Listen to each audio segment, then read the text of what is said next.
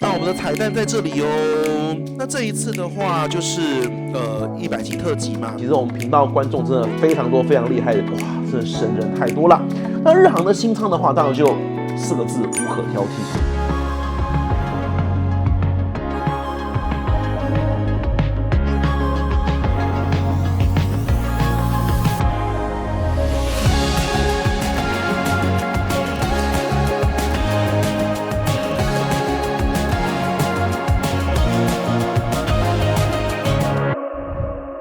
大家好，今天我們不在機場，也不在貴賓室，也不在飛機上，我們今天在台北市的金華酒店的名人套房，給大家錄製這個109這個的100集特輯的最後一集哦。那我們今天有請金貴人、金貴人 Pro、金貴人 Pro Max， 還有這個溜溜，這個之後在某一集會看到他哦，他也會上片哦。還有我們的小海龜，有些可能大家還沒看到了，就請他多多見諒，因為片子累積的有點多，這個後面都會出場，所以給大家先認識一下。那我們今天這個109集特殊企劃啊，就是想要跟大家做一個聊天哦，因為我們前面100集嘛，我們上了日航新艙頭等 A350K， 致敬我們的001，然後我們的103集呢上了我們全日空新艙的 Suite SFO to Narita。然後再上了我們的日航的舊艙，從 Sydney 回到 Haneda 的日航舊艙。那我們現在就要超級比一比啦。我本來以為啊，我們第一個會錄製像這樣的節目，這個超級比一比，本來是應該要比松山羽田啦。可是大家也知道嘛，就是累積的片子實在是太多了，而且松山羽田要拍4家。其實我第4間的松山羽田，我一直到今年的上個月才拍完。這整個松山羽田的企劃會一直上到2027。說不定就要等下次，比如說2萬訂閱還是怎麼樣，我們再拍松山羽田特輯嘍。那我們今天這109集呢，我們會有幾個 part 哈。第一個 part， 我們現在念這個叫做觀眾投稿的這個環節，在這邊。那我在我的 IG 上面啊有放這個資訊，那有非常多的觀眾就來留信啊，因為我就想說，我們這一集啊就是要聊這個日航跟全日空的頭等艙嘛，光只有我一個人說可能不夠客觀，所以我們要先念觀眾投稿，看這些觀眾們也有搭過日航新艙、日航舊艙的，他們的評價是什麼。那第二 part 呢，就是我還有我們的頻道顧問，那我們這頻道顧問呢，他就是這一支我們頻道顧問。好，所以我們的頻道顧問也會說話哦。那我們頻道顧問的話，會跟我們在用我們2個的角度，我們來聊一下日航的新艙、舊艙跟全日空新艙、舊艙。然後最後第3 part 就是彩蛋部分了，大家期待一下。好，那我們現在第1 part 開始。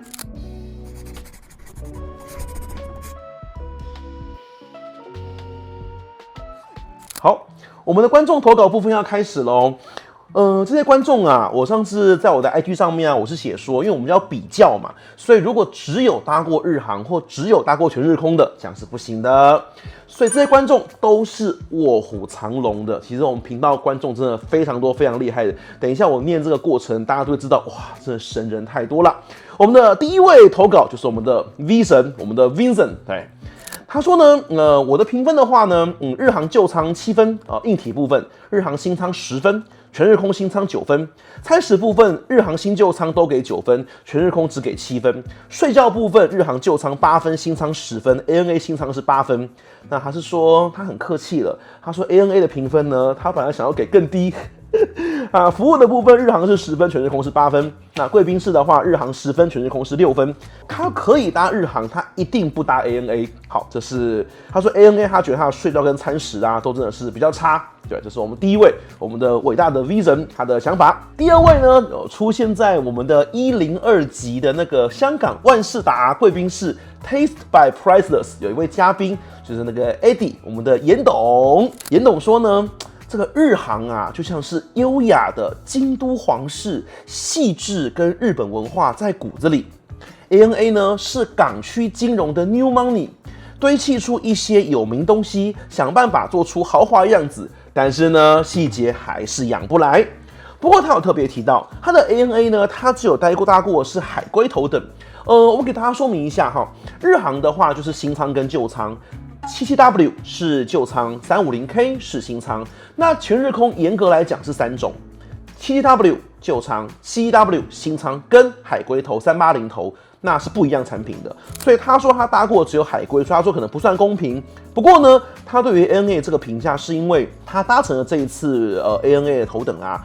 夏威夷的這一趟，一開始上的那個香檳的 Krug 上來，居然是溫的。這個如果是我搭到，我也不能接受啦，因為香檳哦，沒有冰，真的就那個風味差很多。好，這是我們的嚴董啊。第3位就是我們的藍底宇宙，我們偉大的平行時空藍底宇宙，這個不得了，這是來自平行時空未來世界的投稿哦。他說呢，硬體部分呢，日航新艙是9，舊艙是7，全日空新艙是8。舊艙沒有門，電視也比較小。ANA 新艙呢，在硬體上面跟 JAL 不分軒輊。那面板部分，他覺得 ANA 比較好。餐食部分的話，他認為差異不是很大，擺盤上面有點差異，放在新艙上面會感覺更加的精緻。那酒的部分 ，JAL 的 Salon 跟 ANA 的 Krug 的話，他認為 JAL 優雅經典 ，ANA 相較起來比較新潮玩味，不分軒輊。不過他自己的遇到的情況，火候的掌控來說，就是以牛排來講的話，他認為日航處理的比全日空好。床墊部分的話，新艙舊艙的話，日航都可以自由選擇軟硬。全日空他這邊是寫他遇到的時候可以選床墊，但是我搭乘的時候 ANA 已經不能選床墊了。但是我記得我上一趟搭 ANA 也是可以選，所以這可能是 ANA的 cost down， 就是 ANA 以前可以選床墊，現在好像不能選了。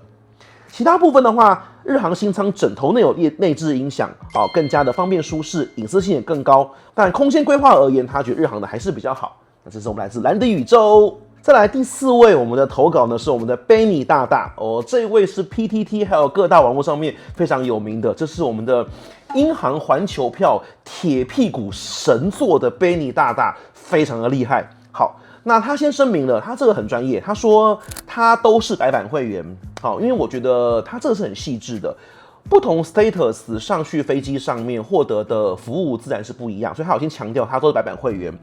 然後而且他对於酒他是還好，對日餐他也是還好。他搭乘的日航舊艙是 Haneda 到 Bangkok 來回，硬體偏舊可以接受，但他比較偏好國泰的舊頭等。那哈內達部分他自己非常喜歡，是因為他不太愛吃日餐，尤其不太吃魚，所以他認為這個調理的部分他覺得非常的好，連他不喜歡吃的都可以接受。曼谷出發的話就比較簡單無聊，不過這個部分的話我可以做一點解釋。日航在這一條線上面，哈內達到 Bangkok， 因為去程是白天航班，回程是紅眼航班。那這個回程紅眼航班，它供應的餐食就不是頭等艙的餐食，跟商務艙差不了多少，所以大家如果要換票或是買票的這一段體驗可能不是這麼好哦。那他非常喜歡 Queen of Blue， 就是一個東方美人茶的茶，還有一個葡萄氣泡汁，這兩個我也非常的喜歡。睡覺他說很舒適，但是他覺得沒有悶還是有點影響。再來他有特別提到是他覺得哈內達的出發的頭等專屬區域非常的絲滑，是他覺得最尊爵的一個部分。貴賓室本人他覺得還好，他覺得國泰在香港 Pier 的商務的貴賓室的餐飲，他覺得都比哈內達日航頭等貴賓室餐飲跟風格還要好。對，這是我們貝尼大大的想法。那它的新艙的日航搭乘的是 Dallas 到 Haneda， 硬體非常新，喇叭功能很有趣 ，IF1 操作感也很棒，然後螢幕很新。不過美國出發他覺得比較普通，中規中矩。睡覺部分的話，隔壁的座位沒有人使用，空姐直接讓他在隔壁鋪成床哦。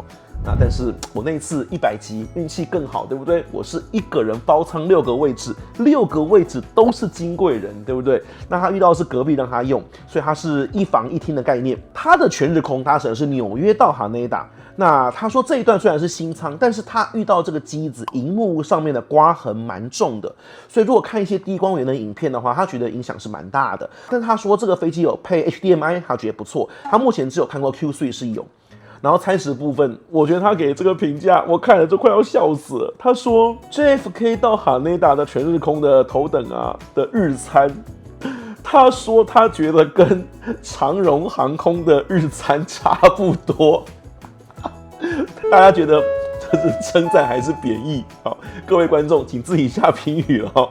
那他要補充一句了，他說也有可能是外站出發了。好了，留一點面子啦，不要這樣說全日空嘛哈。睡覺的部分呢，他說和日航差不多，但他說這一次他遇到隔壁一樣是有空位，可是全日空的空姐不讓他使用隔壁。對，那他有附帶一點，他說 JFK 的貴賓室非常爛，然後說因為他是白板，空服員連打招呼都沒有打，他覺得很糟糕，印象很差。這一點我就覺得，頭等艙的客人應該無論 status 都是應該至少要打一次招呼啦。下一位投稿大大是我們的 Kenny 大大，他就持相反意見嘍。他說他覺得日航的新艙頭等除了大沒好處了，其他所有他都投給 ANA。他說他覺得日航現在服務爛到連廁所都沒有以前乾淨了。那他說他覺得日航的西川床墊也不怎麼樣啊，他覺得350的空間也沒有很舒適。他覺得 ANA 的空姐比較懂得不去打擾客人，然後覺得 JAL 少根筋，然後他覺得 JAL 難吃死了哦，這是他的原文哦。他的主觀就是 JAL 全輸，對，他覺得 ANA 還起碼願意擺盤一下，然後他覺得 ANA 的餐點味道都是對的。他說 JAL 呢就是口味會讓人家不知道怎麼選。OK， 這是我們的 Kenny， 我覺得這樣是比較好的，因為要不然就是直接講我的想法，好像就是變一言堂嘛，所以我其實蠻喜歡觀眾投稿的。再來就是我們的 Leo 大大，他搭乘的是日航的是舊艙，他說他覺得日航比全日空呢會更注重一些細節的服務，例如他說日航鋪完床之後會注意平整度，弄得像是當兵那樣，好有開業床的感覺。那他遇到全日空呢，就是好像完成就好了啊，沒有去塞那些縫缝。那他覺得日航比全日空更會讀空氣 ，ANA 反正就是熱情奔放，一直介紹。JAL 呢，他說空姐會偷看他在幹嘛。然後他放下玩手機的時候呢，才会來服務。他發現他偷看空姐，空姐也偷看他，然後他们覺得很有趣，很害羞。那他覺得 ANA 是比較熱情服務的，看個人享用。对，這是Leo的想法哦。然後再來這一位，我們要重磅介紹了。這一位呢，就是我們的頭等怪盜，這真的是太厲害的分享文了。我先念一下哈。他的日航舊艙呢，他覺得是跟國泰同一款，可是因為硬體有年紀了，所以他搭乘的時候，他發現座椅的皮革呢有龜裂，安全帶有起毛現象。新的350K 當然就不在話下，娛樂空間超棒，然後有很棒的影音娛樂系統，還有無線充電。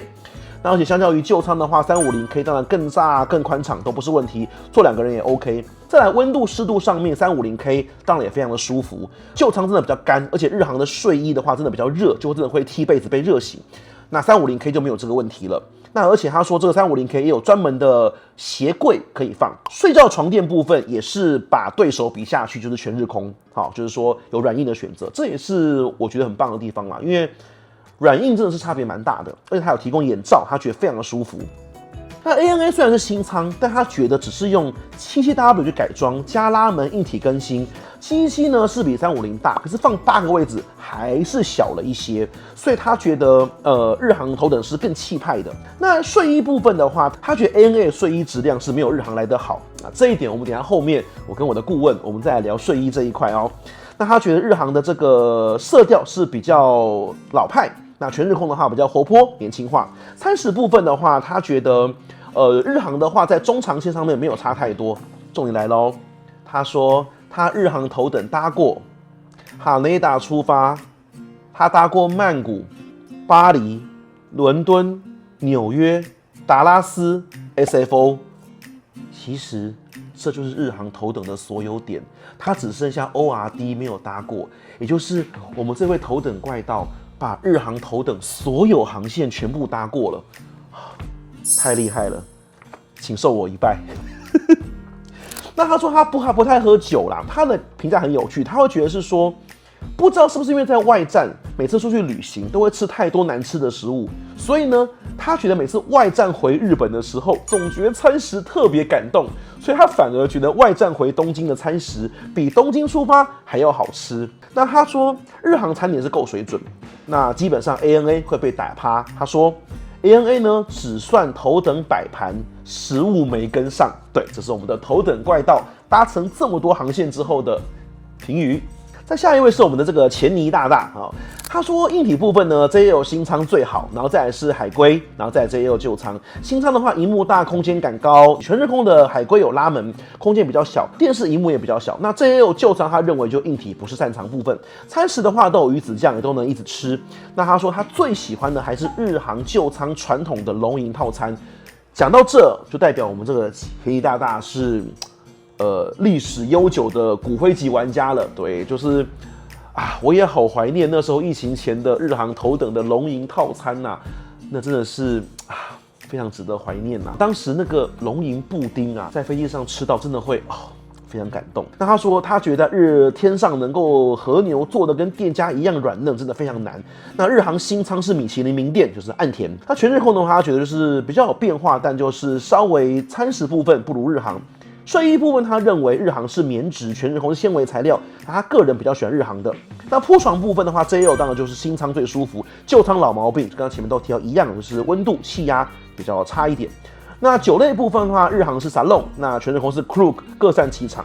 但是他說 JL 有想可喝，不過這一點的話，全日空也是有想可以喝的，两個都有。清酒部分他比較喜歡全日空，那這我跟大家分享過嘛，全日空把清酒的排序放得比較前面。服務部分他認為日航是禮貌型，全日空是年輕活潑型，風格不一樣，但都會服務的蠻細緻的。JL 會寫一些小卡片啊、小禮物，但他說 JL 跟全日空都能買到享100 ，OK， 那這享100待會兒後段也是文顧問會特別跟大家聊的部分哦。那下一位的話是 Brian 大大啊，這位也是有一個很有名的一個部落格的網誌，就是那個尾羽田的這個 Brian 大大。他說這個 JL 的350K 的頭等啊，跟 ANA 的碎頭，他說他是2個都新艙頭等。他說他搭過2次 JL 新艙頭跟 ANA 新艙頭，他說 JL 頭等完勝 ANA， 他用完勝哦。他說因為是新產品，不論空間配置、硬體設計都是 Game Changer 等級的。那軟體的食物酒水更是日航的老本行，也是贏 ANA。備品睡衣也是日航獲勝。那服務部分，它也是日航覺得比較好，所以我們的 Brian 大家覺得日航是全面碾壓 ANA。再來是在 IG 上面有私訊我的，這個是點數冒險趣，他用分數評價，他搭乘的2個都舊艙哈，一個是日航的 Haneda Bangkok， 跟我們剛剛Benny大大同一條線，然後全日空的是海龜。硬體部分的話，日航3，全日空4；餐點部分，日航5，全日空4；酒的部分，日航5，全日空4；睡覺部分，日航4，全日空3；設施部分，日航4，全日空4；服務部分，日航5，全日空4。他覺得日航睡衣很棒，哈內達的頭等貴賓室沙龍區域非常舒適，就是我們跟大家說的那個樓上部分。那全日空的話，當然就是他說他覺得比疫情前 cost down 非常的多。好，这是我們最後一位投稿了，這位是在 IG 上面的 ID 叫做 HC World 這位大大，哇，他太專業，他全搭過，他是搭過了日航350新艙 Los Angeles to Haneda， 然後日航的舊艙是 Narita 到 JFK， 哦，這個搭過 Narita 到 JFK 真的是很厲害了，因為疫情之後都是 Haneda， 這真的是蠻舊的。全日空的舊艙搭的是華盛頓到哪麗塔哦，我們這位大大真的是旅遊歷史是很豐富的，因為全日空在疫情之後沒有恢復這條線了，然後再來是全日空的夏威夷到東京海龜哦，所以他沒有搭到全日空的新艙，它是全日空的舊艙跟海龜跟日航新舊艙。硬體部分的話，日航新艙10分，舊艙7分。全日空的話特別寫哈，他說這個舊艙的全日空頭等，這個我特別念一下，因為舊艙的全日空頭是我沒有搭過的哈。他說上一代產品沒有門，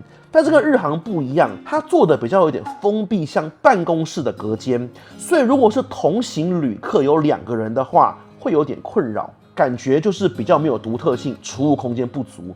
所以他特別寫說，如果1個人飛，他給8分；2個人的話，他只給6分。海龜的話，他給9分。那可以面对面一起吃飯，收納空間不錯，因為380比較大，在2樓的旁邊有個側邊櫃子。那日航的新艙的話，當然就4個字無可挑剔，簡直可以容納至少3人，沒錯。日航舊艙沒有門，對，那但是它還是可以面對面吃飯，儲物空間稍顯不足，這是硬體部分。餐點部分的話，日航是8分9分，全日空7.5分跟7分。它的外站出發的日式料理中規中矩，好，那你搭配西式餐點也沒有問題。他覺得這個是疫情前用料是比較好，確實也是這樣，沒有錯。全日空的話，他選外站出發的日料，他覺得擺盤的豐富度沒有像日航那麼日式。那一樣就2小時前大家會確認你們要吃飯這樣子。那再來酒的部分，他說，日航10分，絕對是本次最亮眼的存在，就是沙龍，不愧是空中獨角獸，風格極具的精準細膩，氣泡輕盈優雅，整體口感清脆，充滿張力跟活力哦，很會形容，講得比我還要好，這非常厲害。那另外其他酒他也都有說，他覺得都非常不錯。舊艙的話喝到的是 Bollinger。好，然後還有澳洲 Sauvignon Blanc， 全日空的話就是 Krug 啦，然後有鮭魚香檳。那他說，坦白講呢，他覺得 Krug 沒有那麼突出，對，他覺得有點被撒弄的光芒所掩蓋了。睡覺部分的話，他說就一樣嘛，日航有軟硬選擇，所以日航是10分9分，全日空都是8分。浪舉的部分，他說因為他有One World的綠寶石，那他蠻喜歡羽田頭等的風格，不過他要抱怨就是說頭等淋浴空間裡面沒有馬桶，這個我給大家說過。後來觀眾有更正我，日航在羽田頭等貴賓室的淋浴間，應該這麼說，不是每一間都有馬桶，有些有，有些沒有。所以他認為這個比較小，有比較影響觀感。那成田的話有壽司吧，那疫情前的話直接過去拿。他覺得成田的話餐飲跟商務沒有太大區別。全日空的話，他認為外站出發的話就是沒有日航那麼日系，餐點部分也沒有那麼驚豔。他呢，Lulu 的全日空貴賓室沒有東京的豪華餐飲，不過還是有現做麵點啦。那最棒的一點是可以從貴賓室登機。最後服務部分，日航得10分9分，全日空8分9分。他說疫情之後乘坐，似乎日航上面會說英文的空服员比較多，也比較年輕化。那溝通上面也蠻不錯的，他覺得服務是很好的。那疫情前乘坐，他認為就是日航比較在意自駕高卡的會員。全日空的話，他那次的話，他說只有他們一組乘客，那前艙只有安排1位資深客服，那有年紀跟語言的隔閡。我想他說的很委婉啦。這個年紀跟語言隔閡的話，就是他遇到的狀態就是頭等的空服的英文是有問題的。這個也是全日空的問題。我在之後拍松山羽田會跟大家聊，我也遇過一樣的狀態，所以這確實是全日空的問題。海歸線的話，那他後來那一段，他們是從商務艙那邊去叫來年輕空服，才能用英文溝通。對，那全日空的話，海歸的話，他說，因為是海歸，所以很假日風格，所以組員比較輕鬆愉快，那比較放鬆。對，他覺得說這是不太一樣的。那整體評分的話，日航新艙57分。日航舊艙49分，全日空舊艙48.5、46.5，好，然後海歸機49.5。結論啦，他認為日航新艙就是海放另外3家。以上是我們的觀眾投稿，那下次如果有那個松山羽田活動，也非常歡迎各位觀眾來信給我投稿，我們一樣會做一期類似的哦。好，那我們第一部分到這邊。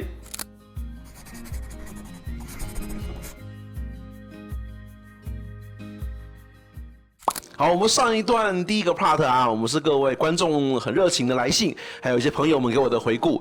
對啊，那金貝貝本人呢，當然要給出我自己一些評價嘛，還有我們的頻道顧問。那我們頻道顧問不方便露臉，所以我們現在假設頻道顧問坐在這邊嘍。好，顧問你好 ，Hello。我們兩個呢搭乘過的航線的話，有就是日航的新艙、日航的舊艙、全日空的新艙。那我自己還多搭過一個海歸。那順便先介紹一下我們搭乘時候的 status 好了。我自己的話，我搭乘 ANA 的話，我掛的是全日空自家的 SFC。然後我搭乘日航的話，我有點印象不是很清楚，但我覺得我這幾次搭日航頭等，我應該掛的是國泰自賺卡，我應該掛的是綠寶石。那顧問你掛什麼呢？我搭日航的話，原則上可以掛日航的會籍就掛日航的會籍，然後因為我是 JGC， 是白版的 JGC， 綠色 JGC， 我掛的都是綠色 JGC， 對，但至少是藍寶。那 ANA 的話，因為我一直都是就是紅組而不是藍組，所以我其實一直都沒有 ANA 的會籍。那我在新盟也是完全沒有任何的累積，所以就是純白版。我們顧問是天河高手，好，那所以这是我們兩個搭乘的 status。那我們就從硬體開始來聊好了哈。我自己先講我的感受好了。我自己感受的話，我跟金貴人上飛機的時候，就是當然日航350K 我們就不用討論了，那一定第一名嘛，因為就是6個位置111那個最大，那毫無疑問。一樣的777-300ER，然後一樣的121的配置，空間大小一模一樣。可是 ANA 坐進去，我跟金貴人我自己體感就覺得比較大，就是那個的 suite 坐進去就覺得比較寬敞。你覺得呢？我覺得一個關鍵的原因是日航的舊艙啊，它的座位啊，其實有類似沙發扶手的東西，所以兩側有一個很大的隆起，讓你擺手的地方，它直接局限了你可以平躺的空間。對耶，所以這就是裝潢的巧妙之處了嘛。對，這是一個空間的魔術啦。所以同樣是121的配置，日航感受到的那個氛圍跟全日空的空間感就不太一樣。真的不一樣，真的不一樣。因為我自己也是。我上飛機前其實我沒有太多的預期，可是坐進去我就覺得就是看起來好大。那我覺得這同樣道理，那個熒幕對，其實熒幕也是有一樣的巧思，就是全日空的熒幕啊，它其實是滿版的。对，所以121的座位進去之後，你看到的熒幕是佔據你前方很大面積的視覺空間。所以其實我們昨天後來有查資料，所以其實大家知道嗎？其實全日空的 The Suite 的新艙頭等，它的熒幕其實跟日航350K 的熒幕其實是一模一樣大，是一樣大的，都是43寸的熒幕，可是。因為日航的座位是111，它的座位很大嘛，大家記得日航座位是，假設我現在坐這邊，然後我這邊有個椅子之後，旁邊還會多一塊，所以其實我跟金貴人 Pro Max，假如我們現在這樣，這個寬度其實綽綽有餘，對不對？對，它就會顯得那個熒幕好像沒那麼大。那全日空的話，可能就沒有這麼寬，可能就只到這裡。那這樣子的話，就是那個熒幕就看上去覺得哇，那個熒幕好大，是滿版的感覺。對，所以這是熒幕的部分。那再來硬體部分的話，就除了熒幕之外，就是耳機部分，不過耳機我沒有使用到。我覺得這2家日籍的耳機都很棒，它都跟日籍的公司合作。比較特別的應該是日航的350K，它的耳機是內藏式的，這個應該很多人都有體會到。對。可是這件事情對我來說反而是一個不利的事情。哦，為什麼？當我今天想要同時用餐又看電影的時候，我就沒有辦法。因為你不可能這樣吃東西，对，不可能前後仰，就是不可能聽一下音樂吃一口東西，听一下音樂吃一個東西。对，尤其是看電影的時候，那個劇情更是很干擾，我就沒有辦法同步進行。那如果是拍片的話，因為你很專注的在分享的過程，所以可能沒有遇到這個狀況。這是個大重點，因为其實我這幾趟就大家頭等的話，其實我都在忙着拍攝，所以其實我沒有那個時間去好好戴上耳機聽音樂，所以沒錯。所以好，那這個確實是一個。而且我還要補充一件事情，就是日航的舊艙還有全日空的新艙的耳機都是抗噪沒有問題。可是，在35K 上面，我跟他反映了這件事情，所以我跟他要了耳機，他提供的耳機居然是沒有抗噪功能的。那講到了耳機的話，那娛樂系統部分呢？娛樂系統，我覺得日航跟全日空都有一樣的狀況。首先就是他們都沒有遊戲。對我來說最重要的娛樂系統不是電影，是遊戲。我自己上飛機的固定的 pattern 是我會先玩數獨，先玩一些燒腦的遊戲，等待起飛。這是我個人的喜好，或者是玩就是日麻或港麻等等之類的。可是很遺憾的是，就是日航的飛機，我記得在767的 Magic 4、Magic 5是有的，可是到了就是35K 的話是沒有的。講到這一點，日航的娛樂系統版本超級多。對，日航的玩法是它把每一種配裝、每一種內裝的每一種配置都命名，所以你可以透過命名快速的確認你今天要搭乘的機型裡面坐的是哪一種座位？對，確實他們的這個娛樂系統是比較弱一點。我也覺得他們日籍整體是比較弱，就像我剛剛影片剛剛聊到過，就是菜單部分，就是日航就很可惜，就只有一個 menu， 可是沒有內文。我覺得還有一點可以補充，就是日本的航空公司，不論是日航還是全日空，它的音樂的部分都跟其他家不太一樣，不是用專輯的方式讓你選擇你想要聽的專輯，而是用音樂頻道的形式。那頻道就變成是你不能選歌的意思。它就是裡面的選擇是十分的受限。然後你沒有辦法看到你熟悉的專輯，這也跟他們處理 IP 的方式可能有一點關聯。那娛樂系統裡面，當然除了這個，還有購物部分，對不對？這一次大家要比較的是頭等的產品啦。那當然熒幕很大，然後在選購產品的時候也是很方便。全日空的大熒幕在顯示要販售的產品的部分是顯示得非常的好。了解。然後菜單的介紹上面也是有比較多一點的呈現。不過這個可以等到餐飲的時候再來分享。購物部分的話，當然最大的亮點就是享100嘛，對，這最大亮點。那我跟顧問，因為我們搭乘時間不太一樣，所以我們兩個遇到情況也不太一樣。我自己那一趟的話，就是在2026年3月份，在日航跟全日空的免稅品購物的話，都是在你搭飛機前72小時前就要先預購，你沒有預購的話就沒有了。那我那時候的時候，日航可以預購，所以日航我是先預購了這享100，但全日空不能預購，所以我那時候以為說，可能沒有了，所以我遇到的情況是我日航是預購了，但全日空是等於是驚喜，就上飛機後就在那個風呂敷的旁邊看到一個享100特殊購買，所以還是可以買。那顧問你遇到的情況呢？我搭乘的飛機的2段都是4月啦，我的日航是4月份，然後是剛剛講到的是 Haneda London Heathrow， 所以是本站出發。然後我的全日空的話是外站從芝加哥回到羽田，兩段在我出發前要預購的時候都沒有響100。他跑來問我，我說：“我那時候還有然後我想說啊，該不會是季節限定沒有了吧？結果後來是……其實我一開始擔心的是不是已經被預購完了，因為有一個很關鍵的事情是預購開始的時間蠻早的，可是我是一路壓到快要起飛前那個72小時前的最後關頭。”這擴打已經沒有了，對，那個擴打感已經被用完了。上了飛機之後發現其實還有。我搭乘的加入的航班是滿班，所以就是6個座位全部都有坐人。我上了飛机，我馬上就問了這件事情。那空服員說有，而且他很開心的說應該是買得到的。因為那一天的飛機，那我可以插嘴問一下，你在日航上面詢問空服員這個酒有沒有販售的時候，你是用英文還是用日文？我用日文問的。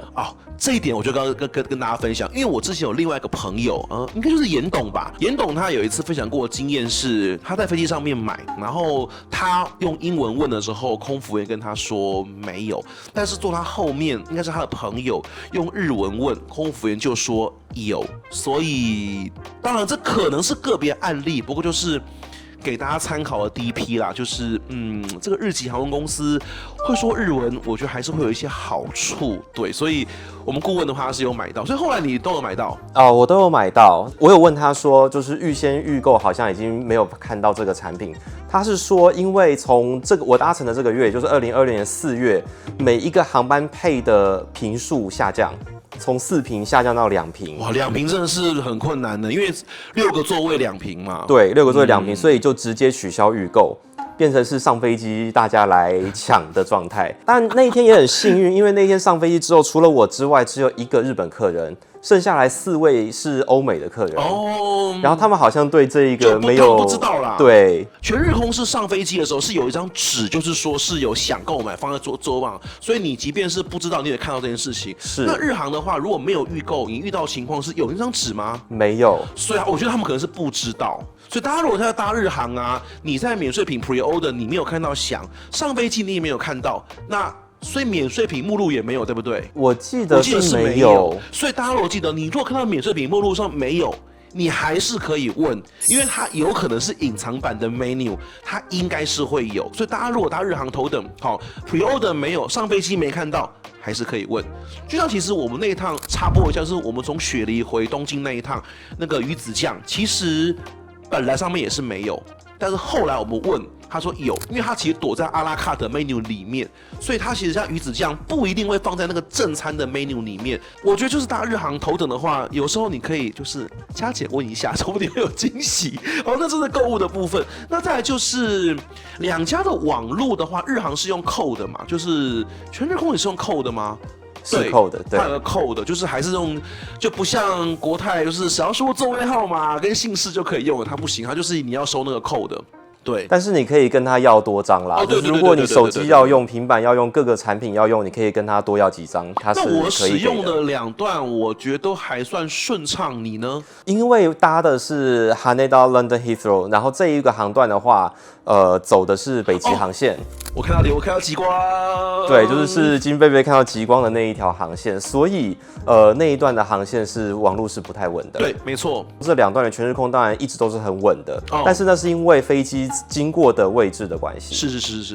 而且還有一點很重要，剛剛提到響100嘛，那要買響100的時候，響100很貴啊，要5萬日幣嘛，所以我就想說，這個購買的6萬日幣哦。哦，對，我們這還沒講到，日航是6萬日幣，全日空5萬日幣，差在那個日航有額外的包裝，那個包裝1萬日幣哦，因為包裝要收好，那包裝1萬日幣。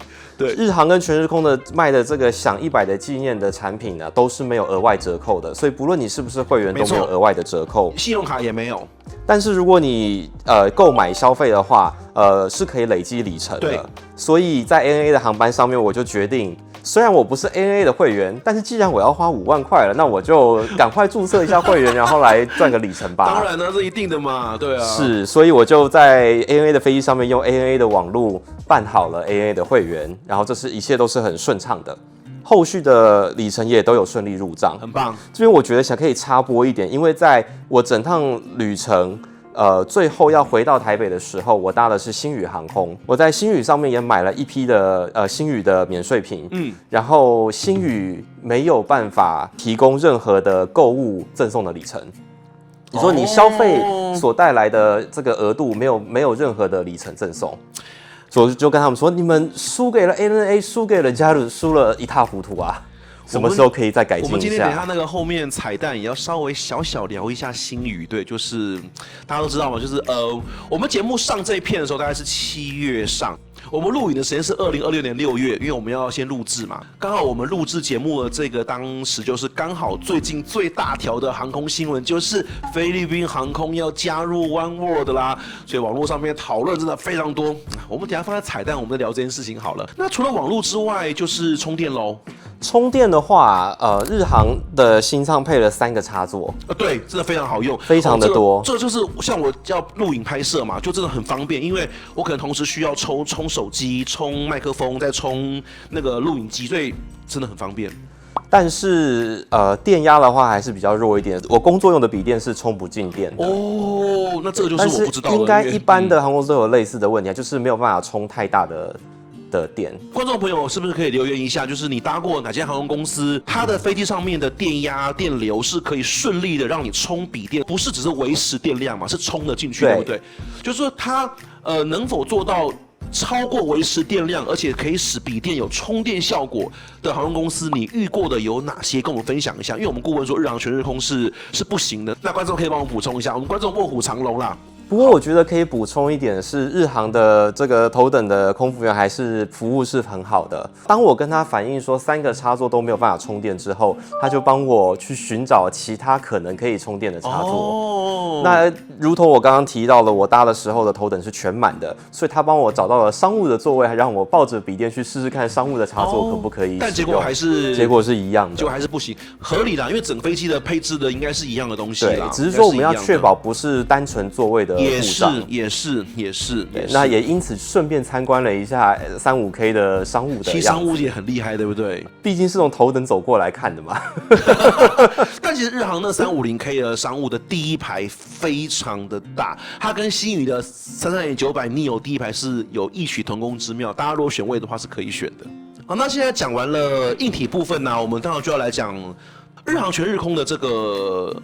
機上餐飲吃吃喝喝真的是頂尖啦！日航全日空跟星宇國泰，就是我們亞洲級這幾間吃吃喝喝真的頂尖，所以一定要來聊一聊。對，那我先說，這是一個頂尖的對決啦，不是說哪一個就是好，哪一個是爛，不是，應該是說哪一個是好，哪一個是更好。對，就是我在那個103上講，就是我覺得神仙打架，就是這都是真的非常強。但是我還是不得不說，就是說日航的那個舊產品在疫情之前那個龍吟套餐還是真的是非常強，但現在那個岸田我覺得很厲害，而且我覺得它確實品質控管的也很穩定，因為這日航頭等前後後，我其實也搭了不少次，那我沒有吃到哪一次我真的特別糟糕。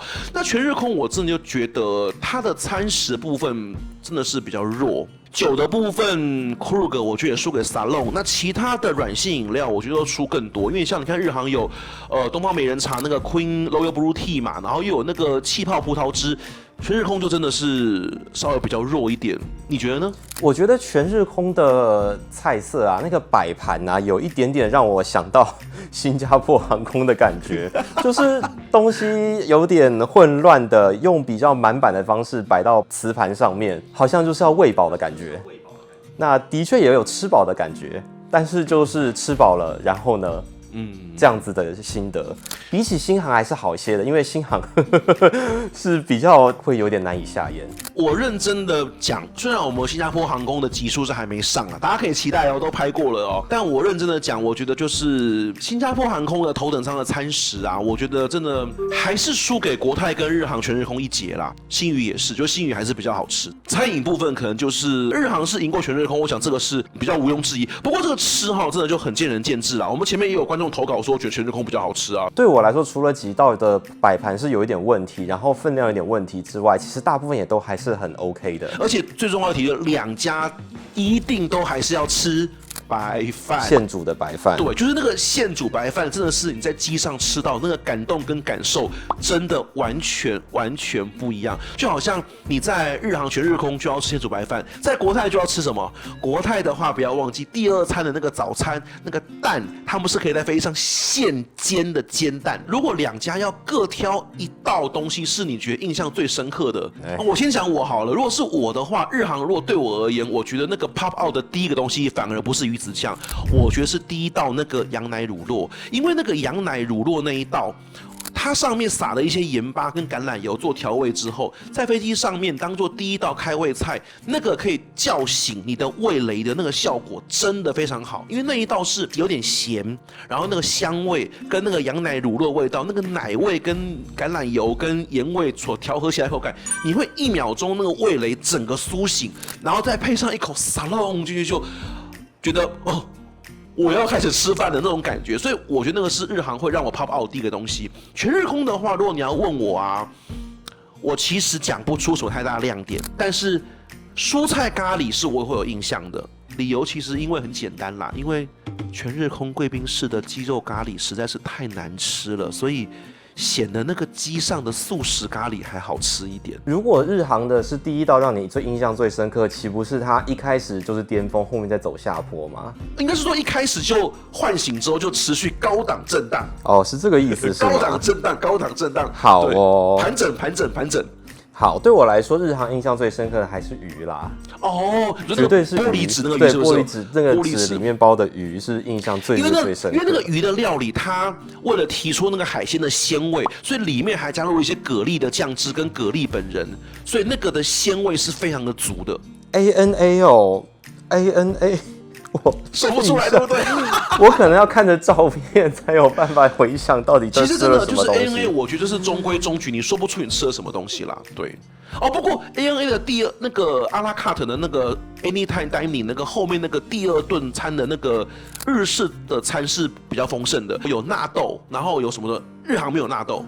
ANA 有納豆，我覺得 ANA 的煎茶還有抹茶搭配的日式糕點是好吃的。哦，對，因為我點了一個抹茶，然後搭配羊羹，然後還有煎茶跟一些鮮貝。OK， 這個是很日式的感覺。那再來就是睡衣了啊，睡衣部分哈，剛剛我們前面觀眾普遍提到都日航睡衣比全日空好，這一點呢，其實我自己本人因為我比較怕熱，所以日航的那個睡衣對我來講，我覺得太厚了，而且日航飛機上面也很熱，所以日航睡衣我會覺得有點太厚。全日空的睡衣我也不是那麼的滿意，我自己最喜歡的還是國泰航空的 PYE 的睡衣。不過你的運氣特別好齁。對，因為我搭的時候，他提供他從4月要開始全航線提供新的睡衣，是他跟一個日本的品牌叫做 Tensha 的這個品牌合作的睡衣，然後它的功能就是有讓人恢復疲勞的功效，因為穿起来非常舒適。一開始是我們兩個聊的時候，他說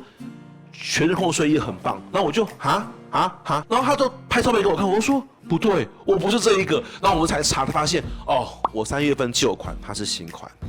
對，這個新款的睡衣是非常非常的舒適，跟過去所有任何一家航空公司提供的睡衣都不一樣。有恢復疲勞的功能。那這樣我是不是又要再搭一趟啊？好，那但是睡衣部分完就是備品了。備品的話，我覺得日航就強太多了。日航的話，就是大家知道，就是男生的話會給那個的 Ginza 的備品，女生的話是一片肌膚之鑰的面膜。那日航的洗手間裡面也有整套肌膚之鑰，就是你可以不停的護膚。那這個我覺得是很重要，因為它長程飛機臉很乾呢，就是對。可是全日空。沒有提供這一些額外的產品，可是我覺得全日空的努力就是把重點放在睡衣上面，也就是說這兩家都做到了，努力讓你感到舒適的過程裡面是使用了跟日本高科技的公司合作的產品，一則是讓你舒適，二則是也跟日本的企業合作。我覺得是我個人還是覺得日航的那個備品是比較好了，因為就對我來講，我覺得那個肌膚之鑰用完之後下飛機也會覺得臉很舒服。在地面的話就相反了，在地面上的話，日航頭等貴賓室洗澡的淋浴間裡面是什麼備品都沒有，除了那3罐洗髮、潤髮、沐浴乳之外，桌上是成田啦，一個備品都沒有。但是全日空好歹有全套的雪肌精。不好意思，因為我搭的是外站哦，我是进了北極星貴賓室，所以我什麼都不知道，不好意思哦。對，反而在東京主場的貴賓室的話是相反，ANA 的話是整套雪肌精，那就奇怪，那你在地上雪肌精，那為什麼空中雪肌精不給？可是我覺得也很合理，因為我自己上飛機之後，我是用了我自己全套的保養，我根本用不到他提供的東西。我還是比較貪小便宜，想使用機上的東西，所以我才會說他把這個技能點到別的地方去，讓用別的方式讓你感到舒適。那大致部分我們都聊得差不多了，最後就剩下小細節的就是軟性的服務了。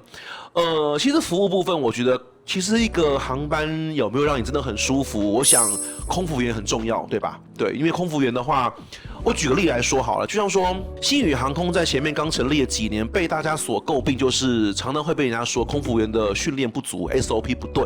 我自己也遇過，就是剛開航的時候那個 SOP 完全不對的星宇的組員。那反倒我們拿國泰當對照組，國泰我覺得就是一個它的 SOP 非常明確。它基本上上飛機的那對高卡的，不管是 greeting 啊還是各種服務，那個流程是非常明確的，就是你該有什麼就会一定會拿到。所以空服員的服務軟性我覺得也很重要。那日航全日空的話，向來就是以細緻聞名嘛。像我自己搭日航啦，就是只要那酒杯，只要酒喝到大概剩下1/3，他就會拿過來說，要不要再加酒？那個主動觀察客人的需要，我覺得是很好。但這個就見仁見智。因為我自己過去有修行過日航的 JGC， 所以我對於日航的服務是比較熟悉的。是。對於我來說，日航的服務一直都讓我非常的舒適且習慣。這一次，因為在很短在1個月之間，同時搭了日航跟全日空的頭等艙，所以就有明確的感受到兩家服務的個性上的差異。是。日航的這一趟啊，我有跟他分享說，我的朋友金貝貝在上1個月搭同一個航線的時候，很幸運的在北極圈看到了極光。那真的非常幸運。所以我跟他說，如果我們等一下經過北極圈也有看到極光的話，請務必叫我起床。我特別講這件事情。那即便它是滿員的，所以如果只有一邊看到，另外一邊看不到，我也無所謂，其實就是隨緣。日航的這個服務是非常的好，他真的都有來提醒我，現在可能看不到，可能要再過一陣子才有機會。然後到後面我其實還沒有很幸運啦，我其實就是沒看到。差了這1個月啊，那個太陽的角度變化了，所以整個北極航線是亮的。我們沒有真正進到完全黑暗之中。沒錯，其實我那一趟也是黑的時間其實很短啊。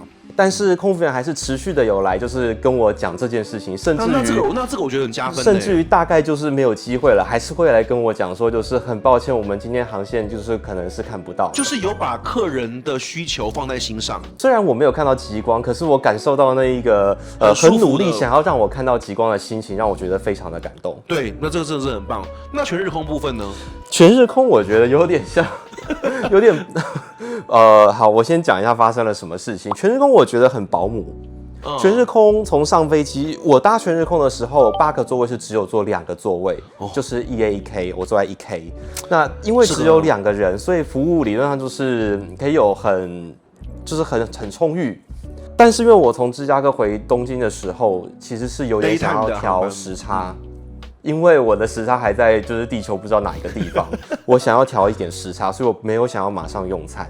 可是我也沒有辦法很明確的說我要休息多久之後用餐，所以我只有跟他講說，至少我要先休息1個小時才要考慮用餐。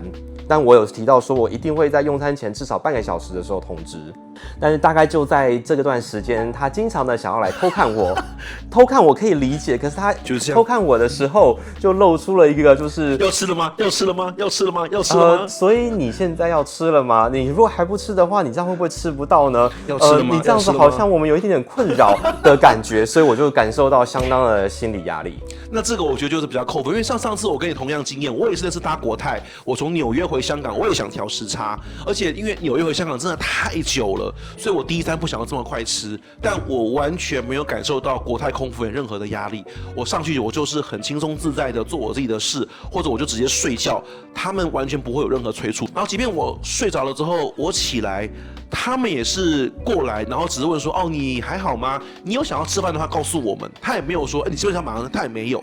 所以那時候其實我起來的時候都已經機艙全暗了，但他仍然會說，哦，那你要吃飯再跟我們講。那我就說，哦，好，那我現在可以吃飯了，所以完全沒壓力。其實我覺得 ANA 也沒有要給我壓力，是那個微表情，還有一些很細緻的地方被我看到了。我覺得如果不是日本人或熟悉日本文化或熟悉日本人的處理方式的話，可能就不會感受到，所以也見仁見智。對，這是服務的部分。那另外一方面的話，我覺得 ANA 實在是因為我一開始就有不小心講出我這一趟前面搭的日航頭等，然後所以這是一個很好的比較，所以我覺得可能他們就很努力的想要為我做一些事情，也有可能，所以他們就在每一次我换下衣服的时候，就想要幫我折衣服。但是就在這個折衣服這件事情上面發生了一些問題，一個是比較小的。這個睡衣的包裝袋啊，它就是在我換衣服的時候幫我丟掉了。哦，所以我本來是想要帶回來分享這件事情的，就沒有這個機會。那個應該很好看。我後來跟他再要這個包裝袋來的時候，他就很困，因為他沒有辦法從垃圾袋裡面去把它撿出來交給客人，所以他就在想是不是要再拆一個新的。那我後來想，他們要再拆一個，那就算了，就不要浪費，我就不跟他要了。但是另外一個是更糟糕的事情，我結賬完那個享100的信用卡，我放在我睡衣的口袋裡面。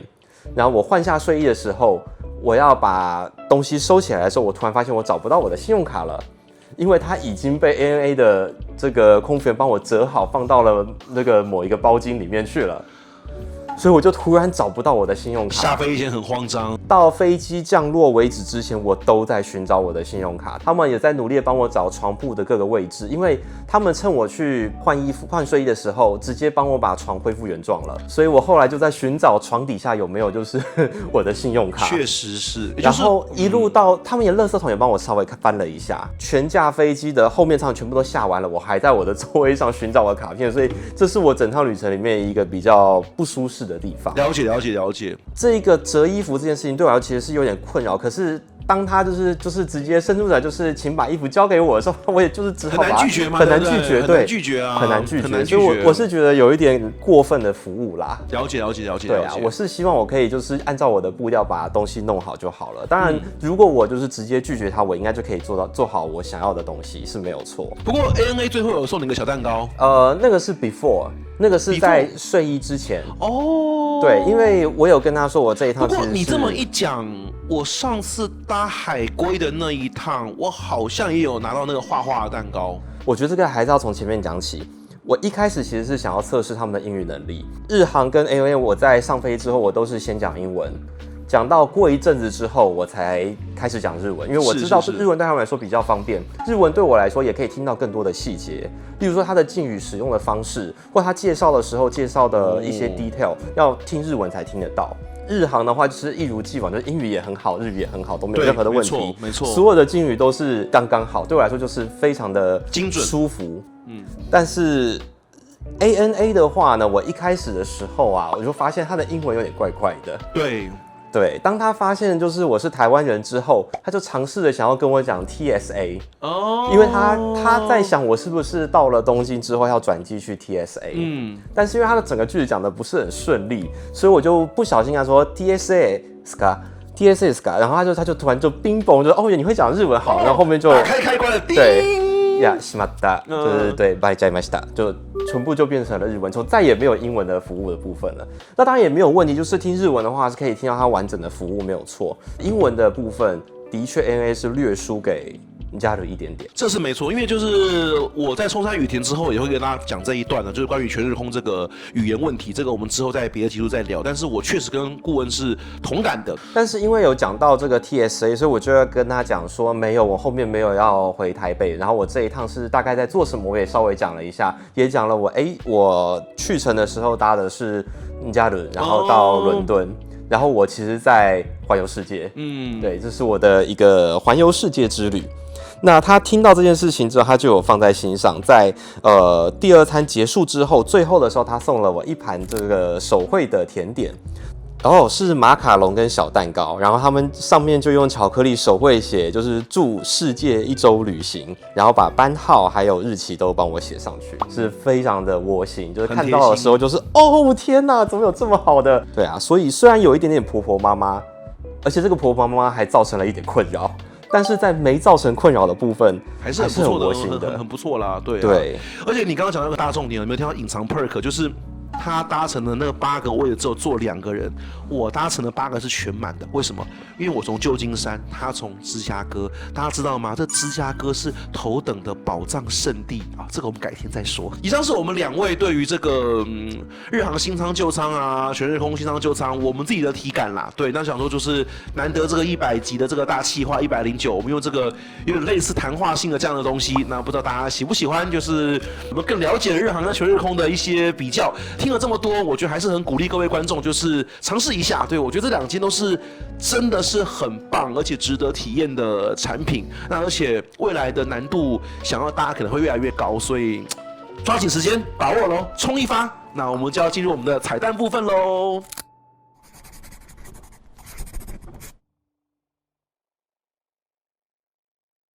那我們的彩蛋在這裡哦。那這一次的話就是100集特輯嘛，那金貝貝就想說送大家禮物。那雖然知道各位觀眾也都搭乘旅遊的經驗非常的豐富啊，可能也都有了，但是因為金貝貝還是想要表達一下心意，所以我們準備了一些睡衣哦。那這就是大家熟悉長榮航空的睡衣，然後再有一些星宇的備品、國泰的備品、長榮的備品、日航頭等的睡衣、英航頭等的睡衣、星宇頭等的睡衣、國泰頭等的睡衣，還有一系列英航的備品。那我們有12個備品跟12個睡衣，那這就是要送給各位觀眾的。那大家要怎麼樣取得呢？就非常簡單，就是在我們影片看完之後，下方留言。那留言的話就是說，哦，你有想要這個禮物哦，那我們就會看狀況，因為我其實不知道大家有沒有真的是想要這些東西。那如果留言的數量差不多就只有這些人需要的話，那我們當然就是人人都有份啦。那如果真的是留言的数量太多，那我们禮物因為只有12份嘛，我們會看先後順序。然後再來就會看在頻道留言的數量哦，因為我覺得跟我互動越多的觀眾，代表是老粉絲嘛。再來就是最後很重要，就是說如果你曾經有就捐款抖內支持過的，雖然呢是我做好玩的啦，但是有這樣心意，我還是會非常感謝啦，因為這也是個動力嘛。所以就是如果人數有超過，那假設我們獎品如果不夠發的情況之下呢，那我們就優先給就是有曾經捐款支持過的，請我喝杯咖啡的這些朋友們，然後再來就是在節目上留言次數越多的朋友，機會越大。那我會回復你說，恭喜你有獲得資格，那你就可以用 email 或是用 IG 告訴我你的寄件的地址跟電話跟名字，那我就會找時間盡快幫你把我們的禮物寄出去給你咯。那這是我們今天隱藏小彩蛋的第一個部分。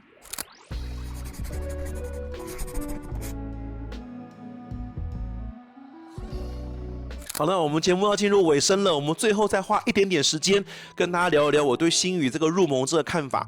蠻多網絡上面的留言會說，菲律賓航空這麼爛，馬尼拉機場這麼爛，我們星宇這麼好，吃得好，飛機也好又新，為什麼人家可以進我們不能進？或者講說啊，國泰反對怎麼樣？我覺得這都是不是重點。能不能入盟，其實跟飛機新舊、餐飲好壞、機場好壞都不是問題。如果今天你要用機場的好壞、飛機的好壞來評斷是否入盟，那我跟你講，要先踢出聯盟的就是德航跟英航。那個歐美級航空公司提供的那個食物跟座椅，那能看嗎？所以不是這樣子的。今天能否入盟的話，就是要看你加入聯盟之後，對大家是不是有更大的利處。航空公司嘛，在商言商就是求利處。菲律賓航空能入盟的理由很簡單，它可以提供大量菲律賓國內市場。再來，因為它完全沒有歐洲的航線。那菲律賓航空的入盟的推薦者是誰？是卡達航空。卡達航空近年來簡直是 One World 的人資了，就是他拉了阿曼，拉了菲律賓航空。那理由其實很簡單嘛，因為像目前在 One World 裡面，大家都知道嘛，有錢是老大嘛。誰最有錢？就卡達爸爸。那卡達又投資了英航，又投資了 AA， 對不對？然後又買了什麼？卡達就有錢吶。所以基本上，卡達如果同意這麼有錢拉進來，其他人基本上也不會反對啦。所以你說國泰，因為那個張董說國泰對於任何新成員進來都持反對態度，但顯然就沒有嘛，因為菲律賓航空就順利入盟了嘛。所以我覺得星宇如果想要入盟，他應該是想到的是說，我要怎麼樣可以帶給盟友利處。那第一個，你現在中東選擇跟阿提哈德合作，卡達會覺得開心嗎？對吧？你把客人送到阿布達比，然後到阿布達比集客，那卡達會覺得他有益處嗎？這第一個嘛。再來就有人開始留言一堆，那就是我就更無稽了。有人會說，那怎麼不飛英國找 BA 合作？星宇也想飛啊，但我們台灣沒有航權吶。其實星宇的問題，接下來就是台灣很多地方航權都受限制。那航權不是我們想要就可以得到，是對方航空公司跟對方國家也要跟我們談才有機會。英法德荷或奧地利這幾國，對方航空公司都沒有開航台灣之下，他們沒有想要增班，我們想要談增班，這是很困難的。星宇短時間之內，你說要飛英國、飛法國、飛德國，我覺得難度非常高，因為航權都被華航、長榮完全的用好用滿了。那所以為什麼開布拉格？為什麼要開蘇黎世、巴塞羅那？都是因為有航權才能開嘛。我只是舉例了哈，假設今天星宇想要真的對聯盟是有益處，那你可以先跟卡達合作。那往美國當然是跟 AAS 合作，給對方好處。那飛澳洲跟 Qantas 的合作，目前還不知道。不過 Qantas 一向跟華航關係是很好的，說不定你不要忘記哦，當年長榮航空入盟是誰引薦的？不是手把手拉着長榮長大的 ANA 哦 ，ANA 不希望長榮加入星空聯盟哦。最後拉長榮入星盟的是誰？是中國國航。那國航跟長榮難道沒有重疊市場嗎？有啊。拉華航入盟的是誰？是南方航空哦，所以不是因為區域線有重疊有競爭就不能入盟。誰知道星宇跟國泰最後會不會可以合作？很難說嘛。我很喜歡網絡上的梗圖，國泰星宇航空那個圖我超喜歡的。我的意思是說，國泰跟星宇為什麼不能合作？也可以合作啊。我舉些例子啊，我剛剛講的那些例子。英國、法國、德國，短期間之內啦，至少5年之內啦，我看不到航權有機會重新談，我看不到星宇有機會重新去飛這些航線。星宇的客人如果想飛，他為什麼不跟國泰合作，把客人送去香港給國泰，搭國泰去英國、法國、德國呢？再來，這個倒是有機會談，不過暫時也沒有嘛。星宇暫時沒有首爾的航權，他也不能飛仁川。那為什麼不幫國泰喬一下？國泰現在桃機是想增班，過夜停機坪不夠 ，slot 也不夠。那星宇如果幫國泰喬一下，讓國泰復飛台北仁川，然後幫國泰喬3個過夜停機坪，那國泰是不是就會有益處了？也就是說，你要先釋放出利多，你要能夠證明 proof 你對聯盟是有益處的，別人才要收你啊，而不是就是告訴別人說，我跟你講哦，我飛機很新哦，我餐食很好哦，我服務很棒哦，所以你要拉我進來。不是的，這世界不是這樣運作的，而是你能帶給別人什麼好處，別人才要收你啊，要不然你只是 proof 你有多好，這是不夠的。難道阿曼航空比星宇厲害嗎？難道摩洛哥比星宇好嗎？難道約旦比星宇好嗎？當然沒有嘛。斯里蘭卡航空難道比星宇好嗎？當然也沒有啊。那為什麼人家可以入盟？他們有優勢嘛，他們能提供聯盟航網嘛，所以我覺得這樣的思考方向會比較正確。那站在我的立場啦，就是以我國泰賺的立場，我當然希望星宇加入寰宇一家啊，這樣台北出發我就有更多選擇啦。如果哪天華航要離開 SkyTeam 來寰宇一家，我也很好啊，就有台灣 base 航空公司加入寰宇一家，我都非常樂觀其成。所以星宇我其實非常希望他入盟，只是大家現在討論，我覺得可以往比較正向去思考這件事情，這樣可能會比較容易。好啦，以上是我們最後的小彩蛋，跟大家聊一下這個菲律賓航空加入關沃這件事情。那這次100集的企劃，不知道大家喜不喜歡？希望大家多給我留言，然後一些反饋意見。那最後還是要再次感謝各位觀眾的支持，有很多留言說啊，從第1集開始看到現在，或說哦，因為看了我的影片，還是喜歡搭商務艙，喜歡國泰航空，喜歡貴賓室。其實我看到這些留言，我都真的是很開心，因為頻道的初衷就是想要分享美好旅行給大家，讓大家一起踏入美好這個旅行的世界。對，因為就是我常說的嘛，努力工作，努力玩，對不對？金貴人 Pro、金貴人 Pro Max、小海龜、溜溜，還有跟我在這邊跟大家一鞠躬，謝謝大家的支持哦。然後我們就下一集飛行記錄機上貴賓室飯店，我們再見嘍，大家拜拜，拜拜。它是最新的台北板橋富華艾美酒店。泳池部分的話，非常的漂亮。那它是目前新北星級飯店唯一的這個溫水泳池，這個是豬肋排耶，看起來蠻好吃的。